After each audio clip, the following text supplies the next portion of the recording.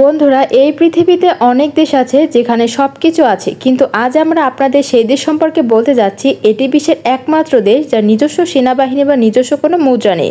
শুনলে হয়তো অবাক হবেন, কিন্তু এটাই সত্য। তবে নিজস্ব বিমানবন্দরও কিন্তু নেই। যদিও এই দেশের 100% জনসংখ্যা কিন্তু শিক্ষিত, এবং তবুও এই দেশটি কিন্তু অন্যান্য দেশের উপর অনেকটাই নির্ভরশীল। এমনকি যুদ্ধের জন্য আমরা অন্যান্য দেশের উপর নির্ভরশীলতা।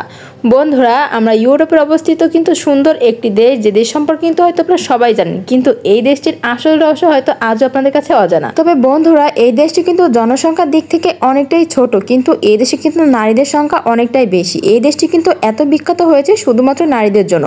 তবে এই দেশে সবাই কিন্তু অনেক পরিশ্রমী হয়ে থাকে। এদেশে কিন্তু সবাই বিপুল পরিমাণে পরিশ্রম হয় বলে কিন্তু দেশটি আজও উন্নতির শিখরে পৌঁছে গিয়েছে। তবে এই দেশে কিন্তু অনেক পর্যটকদের কাছে স্বপ্নময় একটি দেশ। এই দেশটির চারপাশে কিন্তু অনেক দ্বীপ নিয়ে দেশটি গঠিত। তবে এই দেশটি কিন্তু অনেক বরফও দেখতে পাওয়া যায়।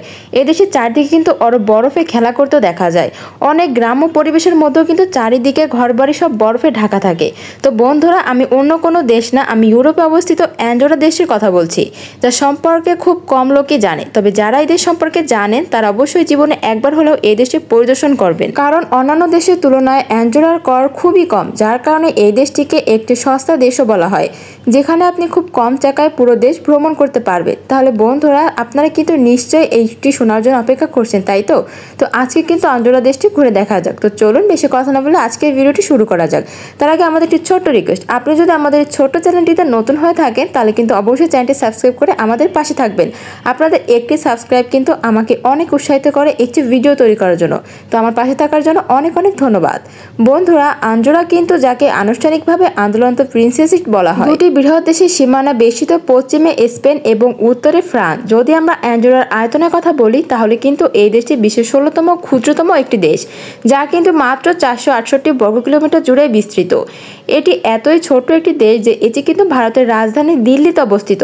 তো দুবার ফিট হতে পারে, কিন্তু দেশটি আয়তনের দিক থেকে অনেকটাই ছোট। কিন্তু ছোট দেশ হওয়া সত্ত্বেও সৌন্দর্যের দিক থেকে এই দেশটি বড় দেশগুলো থেকে কোনো অংশে কিন্তু একেবারেই কম নয়, বরঞ্চ বলা হয়ে থাকে বড় দেশের তুলনায় অনেকটাই সুন্দর কিন্তু এই ইউরোপের অবস্থিত এই অ্যান্ডোরা দেশটি। তো এটি দেখার জন্য কিন্তু প্রতি বছর লক্ষ লক্ষ মানুষ এই দেশে শুধুমাত্র এই দেশটি উপভোগ করার জন্য বেড়াতে আসে, কারণ অন্যান্য বড় দেশের তুলনায় এই দেশে প্রায় কোনো কারণ নেই, যাকে আমরা এক অর্থে সস্তা দেশও বলতে পারি। অন্যান্য দেশের তুলনায় এখানে এত কম দামে জিনিস পাওয়া যায় যে আপনি বিশ্বাসই করবেন না। এই কারণে লক্ষ লক্ষ মানুষ খুবই কম টাকায় এই দেশটি ভ্রমণ করতে এবং কিন্তু সারা দেশে ভ্রমণ করতে আসে। সেখানে আপনি অনেক সুন্দর দৃশ্য দেখতে পাবেন। এটা দেখে হয়তো আপনারা ভাবতেই পারেন যে এই দেশের ইচ্ছা হতে পারে এই দেশে থাকার। বিশেষ করে এই দেশের রাজধানী অ্যান্ডোরা বেলা কিন্তু, যা অ্যান্ডোরার বৃহত্তম এবং সবচেয়ে সুন্দর একটি শহর, যা তার চমৎকার ভবন, ঐতিহাসিক গির্জা এবং জাদুঘরের দেশের জন্য বেশ বিখ্যাত, কিন্তু দেশ জুড়ে খ্যাতি অর্জন করেছে। বন্ধুরা, যদি আমরা এই দেশে একবার বেড়ানো যাওয়ার কথা ভাবছেন তাহলে কিন্তু অবশ্যই দেশটি একবার হলে ঘুরতে হবে। তাহলে তোমাদেরকে বলেই রাখি যে এই দেশে কিন্তু একটিও বিমানবন্দর নেই, যার কারণে এখানে আসা লোকদের জন্য দেশ নিয়ে আসতে হবে কিন্তু। তাছাড়া এই দেশের নিজস্ব সেনাবাহিনীও কিন্তু নেই, যেখানে প্রতিটি ছোট দেশের নিজস্ব ছোট বা বড় সেনাবাহিনী রয়েছে। অনেক বিপদ রয়েছে কিন্তু দেশের আনাচে কানাচে লুকিয়ে। তবে এটি বিশ্বের একমাত্র দেশ যার নিজস্ব একটি ছোট সেনাবাহিনীও নেই। খুব অবাক লাগলো কিন্তু দেশটিতে এইরকম নিয়মই চলে আসছে। তো এখন আপনার মনে নিশ্চয়ই এই প্রশ্নটি আসছে যে যখন এই দেশের নিজস্ব সেনাবাহিনী, তাহলে আজ এই দেশটি এত নিরাপদ কিভাবে? কারণ এই অ্যান্ডোরা একটি ছোট এবং শান্তিপূর্ণ দেশ, এবং এর ইতিহাস এবং সংবিধান এটিকে নিরাপত্তার জন্য ফ্রান্স এবং স্পেনের উপর নির্ভর করার অনুমতি দেয়।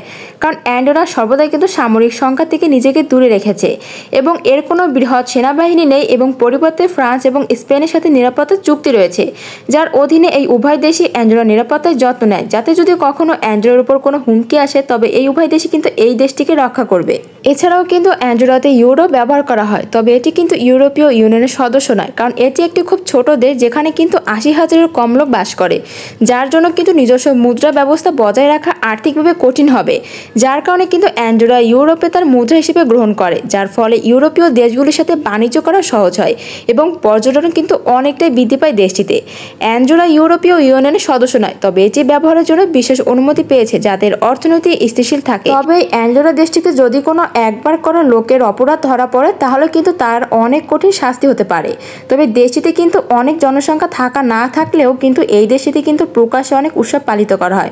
তবে প্রকাশ্যে কিন্তু এই দেশটিতে খুবই কম মদ পান করা হয়। তারপরেও যদি অনেকেই নারীরা কিন্তু মদ পান করতে পারে, এখানে কিন্তু কেউ বাধা দিতে পারবে না, কিন্তু মদ খেয়ে কোনো রকম মাতলামি করা যাবে না দেশটিতে। তো বন্ধুরা, এই ছিল আমার আজকের ভিডিও। আপনাদের কাছে ভিডিওটি কেমন লাগলো অবশ্যই কিন্তু কমেন্ট করে জানাবেন। সবাই ভালো থাকবেন, সুস্থ থাকবেন। ধন্যবাদ। দেখা হচ্ছে আপনাদের সাথে।